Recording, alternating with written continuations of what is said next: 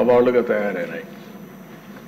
June 12న ప్రభుత్వ అధికారం చేపట్టి ఆ రోజు చూస్తే రాష్ట్ర పైన ఉంది.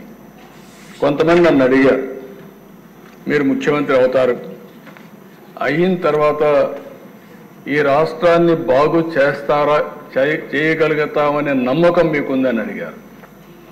నేను ఒకటే చెప్పాను, నేను పారిపోలేను. అధికారం ఉన్నా అధికారం లేకపోయినా, లేకుంటే ఎప్పుడైనా సరే ప్రజల కోసం పనిచేశా. ఇప్పుడు కూడా అలాంటి సవాళ్ళని నేను స్వీకరించి మళ్ళీ ప్రజలు నిలబెట్టగలిగితే అదే నాకు కావాలి, అది చేసి తీరతానని ఆ రోజు ప్రతిజ్ఞ చేసి ముందుకు వచ్చానని చెప్పి నేను తెలియజేస్తున్నాను. అలాంటి పరిస్థితుల్లో ఈ రాష్ట్రానికి ఒక విజ్ఞతతో ప్రజలు ప్రవర్తించారు. ఆ విజ్ఞత మీరు చూస్తే కీలకమైన సమయంలో 21 ఎంపీలని గెలిపించారు, ఎన్డీఏ కూటమి అభ్యర్థుల్ని. దీనివల్ల ఢిల్లీలో కూడా మన పరపతి పెరిగింది. కాస్తో కోస్తో వెంటిలేటర్ పై నుండే రాష్ట్రానికి సహాయం చేయడానికి ఆ రోజు నేను కానీ, మిత్రుడు పవన్ కళ్యాణ్ గారు కానీ, ఒక పక్క నరేంద్ర మోడీ గారు కానీ, బీజేపీ ప్రధానమంత్రి గారైన నరేంద్ర మోడీ గారు అందరం కలిసి చెప్పాం. దాని మీద పూర్తిగా కేంద్రం కూడా సహకరించే పరిస్థితికి వచ్చారు. ఒక్కొక్క ఇటుక పేరుస్తూ ముందుకు పోతున్నాం. రాత్రి ఏది సాధ్యం కాదు. ఈ విషయాన్ని ఇక్కడుండే శాసనసభ్యులు కూడా అర్థం చేసుకుని మనం అందరం కూడా ప్రజలకు చెప్తూ మన ఆలోచన విధానం ప్రజలకు అంకితమైన భావంతో పనిచేస్తాం. అదే సమయంలో రాజీ లేకుండా ముందుకు పోతామని చెప్పి కూడా నేను మీకు తెలియజేస్తున్నా. ఇప్పుడిప్పుడే దగ్గర 162 రోజులు అయ్యింది. రోజులు లెక్క పెట్టుకుంటున్నాం.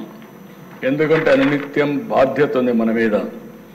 ఇది మీరు చూసినప్పుడు చాలా డిపార్ట్మెంట్లు, గాడి తప్పిన డిపార్ట్మెంట్లన్నీ ఘాట్లో పెట్టే పరిస్థితికి వచ్చాం. దగ్గర లెక్కలు కూడా చెప్పాను.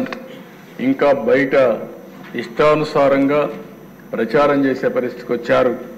సాక్ష్యాధారాలతో సహా 10 లక్షల కోట్ల రూపాయలు అప్పులు కానీ, గాడి తప్పిన వ్యవస్థలు, అస్తవ్యస్తంగా ఉన్న ప్రభుత్వ శాఖలు, పెండింగ్ బిల్లు, అనేక సవాళ్లు విసిరిన మనకుండే అనుభవంతో వీలైనంతవరకు సరి చేసుకుంటూ వచ్చాం. నేను ఒకే విషయం ఈ సభ ద్వారా ప్రజలందరికీ హామీ ఇస్తున్నా, మీ నమ్మకాన్ని వమ్ము కానీయం. 5 నెలల్లో అనేక అడుగులు వేశాం. ప్రజలు ఒక నమ్మకాన్ని క్రియేట్ చేశాం. సంతృప్తి, సంతోషం, భద్రత కల్పించే విధానాల కోసం నాంది పలికాం. మళ్ళీ హామీ ఇస్తున్నా, ఎన్డీఏ విధానం సంక్షేమం, అభివృద్ధి, సుపరిపాలన, ఈ 3 ద్వారా ఆంధ్రప్రదేశ్ రాష్ట్ర ప్రజలకు భరోసా ఇచ్చే విధంగా ఈ పరిపాలన కొనసాగిస్తామని చెప్పి కూడా నేను మీకు తెలియజేస్తున్నాను. మా ఆలోచన ఒకటే, పేదవాళ్ళ ఆదాయం పెరగాలి, ఖర్చులు తగ్గాలి, వాళ్ళ జీవన ప్రమాణాలు మెరుగుపరచాలనేదే ధ్యేయంగా పనిచేస్తున్నామని చెప్పి కూడా నేను మీకు తెలియజేస్తున్నాను. అందుకనే ఎన్నికల్లో కొన్ని హామీలు ఇచ్చాం. ఆ హామీలు కూడా అనునిత్యం సమీక్షలు చేసుకుంటున్నాం. అటు సూపర్ 6 కానీ, ఎన్నికల మేనిఫెస్టో కానీ, ఇవన్నీ గుర్తుపెట్టుకొని ముందుకు పోతున్నాం. ఈ సందర్భంగా అధ్యక్ష, ఒక్క విషయం నేను ఈ సభ ద్వారా ప్రజలందరికీ తెలియజేయాలనుకుంటున్నాను. సంక్షేమం అనేది తెలుగుదేశం పార్టీతోనే ప్రారంభమైంది. ఈ విషయం దేశానికి అర్థమయ్యే విధంగా చెప్పగలిగాం. మీరు మొట్టమొదటిసారిగా అధ్యక్ష చూస్తే తెలుగుదేశం ఆవిర్భావంతోనే కూడు, గూడు, గుడ్డ అనే నినాదంతో సంక్షేమ పథకాలు మొదలుపెట్టాం. 2